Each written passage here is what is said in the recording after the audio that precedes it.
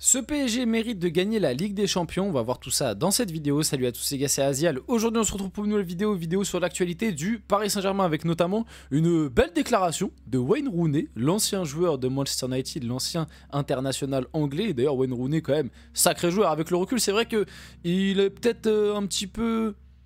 J'ai envie de dire, il y a un petit peu un manque de respect autour de Wayne Rooney. Je ne sais pas forcément pourquoi, mais faut se rappeler quand même de son prime, début année 2010, là, sous United, enfin, United, c'était quand même très très fort Wayne Rooney, même fin année 2000, début année 2010. C'était quand même très très fort le bon vieux Wayne Rooney. Après c'est vrai que très rapidement ça a décliné. En tout cas, désormais consultant, il a eu des mots à dire sur le PSG et il a été plutôt élogieux. Un petit peu j'ai envie de dire comme l'ensemble du monde footballistique. J'ai quand même l'impression que la prestation du PSG et globalement la saison du PSG, mais d'autant plus avec la dernière prestation face à Arsenal à l'Emirates, j'ai l'impression que l'ensemble, la globalité du monde footballistique est plutôt unanime pour dire que le PSG de cette année séduit, continue de séduire et est plutôt apprécié. Et ça c'est quelque chose qui fait plaisir et dont on avait déjà parlé dans les précédentes vidéos, mais au-delà de ce PSG cette année qui est fort, propose un style de jeu attrayant, à des joueurs sympathiques, etc.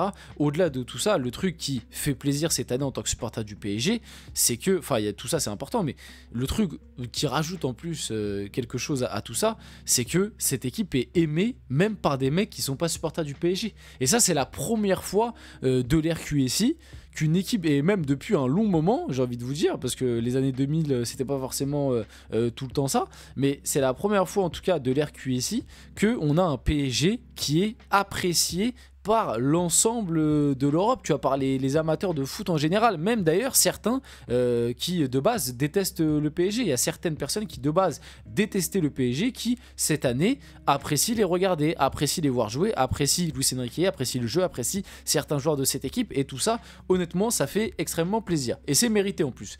Donc avant que la vidéo commence, n'hésitez pas à liker, commenter, partager et vous abonner, ça fait toujours plaisir, ça aide pour le développement de la chaîne et nous, on va pouvoir y aller dès maintenant et du coup discuter un petit peu du Paris Saint-Germain. Donc, Wayne Rooney sur le PSG aurait pu gagner 2 ou 3 buts d'écart. J'ai été un peu déçu par Arsenal, ils ont joué comme s'ils accédaient directement à la finale après avoir battu le Real Madrid. Et la deuxième intervention m'intéresse énormément. Alors, sur le premier truc, sur le PSG qui aurait pu gagner avec 2 ou 3 buts d'écart, bon, on en a parlé, le PSG au final fait une très très belle opération d'aller gagner 1-0 à l'Emirates face à Arsenal. C'est un résultat qui déjà je pense a surpris beaucoup de monde et un résultat qui est excellent. Maintenant ça veut pas dire que tu es qualifié, on va attendre le match retour, on va pas s'emballer, il peut arriver une tragédie au Parc des Princes et je vais pas vous mentir que si la tragédie arrive au Parc des Princes, je vais être absolument dépité parce que cette année on commence à y croire là quand même. Là ça y est, tu vois, on est quand même à 2 matchs à possiblement 180 minutes hors prolongation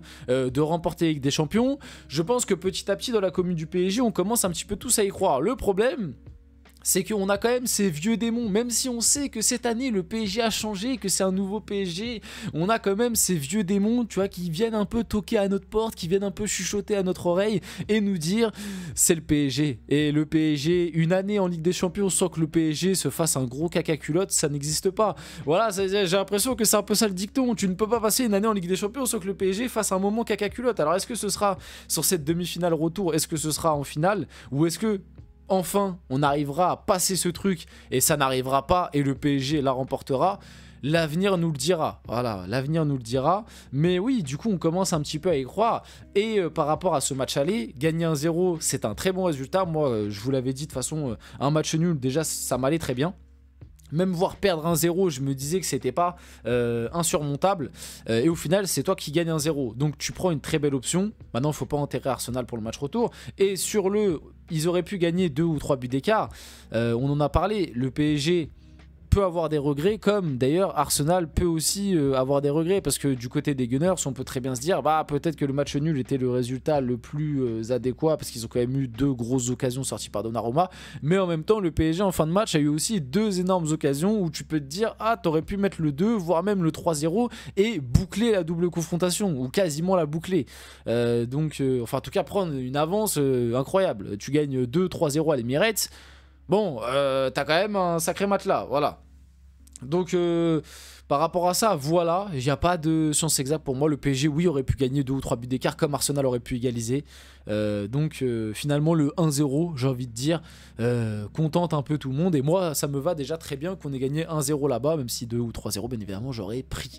Et sur le deuxième point, c'est quand même très intéressant. J'ai été un peu déçu par Arsenal. Ils ont joué comme s'ils accédaient directement à la finale après avoir battu le Real Madrid. Parce que ce style de phrase, c'est typiquement le style de phrase que j'entendais sur le PSG les années précédentes. C'est-à-dire que les années précédentes, dès qu'on battait un gros, directement, on se voyait en finale. Et c'est ce qui s'est passé un peu l'année dernière d'ailleurs. L'année dernière, après avoir éliminé le Barça, je pense que cette équipe se voyait en finale. Et est-ce que finalement, comme on le sait, Arsenal, même si le projet Arteta dure depuis un moment, depuis 2019 si je ne me trompe pas, donc ils sont bien avancés dans leur projet, ça reste une équipe très jeune en Ligue des Champions. C'est seulement leur 3e demi-finale de leur histoire en Ligue des Champions.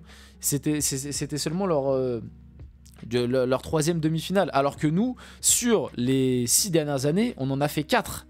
Tu vois ce que je veux dire? Donc sur les 6 dernières années, le PSG a fait plus de demi-finales de Ligue des Champions qu'Arsenal. Donc même si c'est une nouvelle équipe, même si le projet Luis Enrique est plus récent que celui d'Arsenal avec Arteta, bah, ça reste de l'expérience club. Et puis surtout, la plupart des joueurs qui ont joué cette demi-finale face à Arsenal étaient là l'année dernière sur l'échec de Dortmund. Donc peut-être que Arsenal a fait un peu une PSG sur ça, de se dire ah bon, on a éliminé le Real Madrid qui était tenant du titre en gagnant les 2 matchs et en faisant une très belle prestation, surtout qu'on connaît le Real Madrid en Ligue des Champions, même si ils sont nuls, ils sont capables de t'éliminer.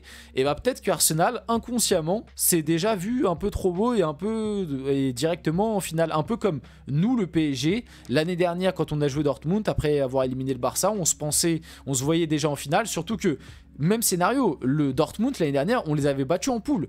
On les avait battus 2-0 en poule, comme ce que cette année Arsenal a fait contre nous.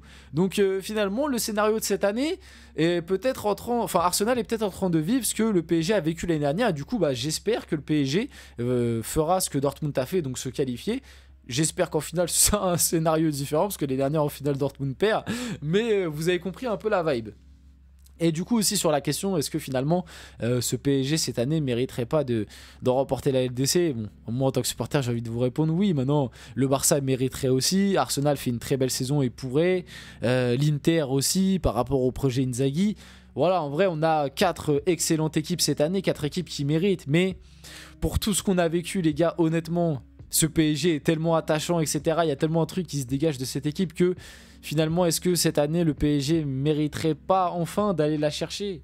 Voilà, j'ai envie de vous dire un peu oui.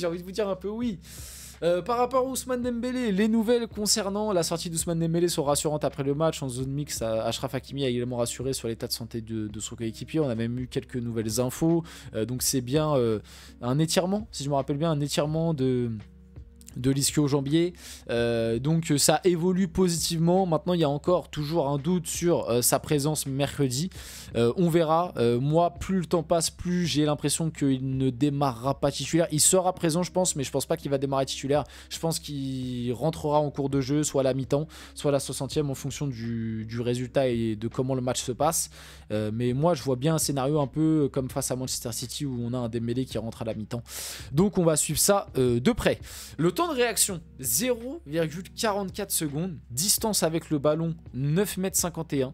Gianluigi Donnarumma, tu es immense. Cette parade sur la frappe de Leandro Trossard, absolument exceptionnelle. Elle a choqué absolument tout le monde. Vous avez du coup le temps de réaction et la distance. La parade est juste monstrueuse. Il est allé super vite au sol. La parade est extraordinaire. Encore une fois, on le répète, le match de Donnarumma, juste incroyable. Et globalement, hein, sa phase à élimination directe, elle est exceptionnelle. Entre, bon, l'aller face à Liverpool, on connaît, mais le retour face à Liverpool, la double confrontation face à Aston Villa avec notamment le match retour, et là, ce match face à Arsenal, pour l'instant, Donnarumma, c'est très très fort ce qu'il nous a fait en Ligue des Champions à phase élimination directe.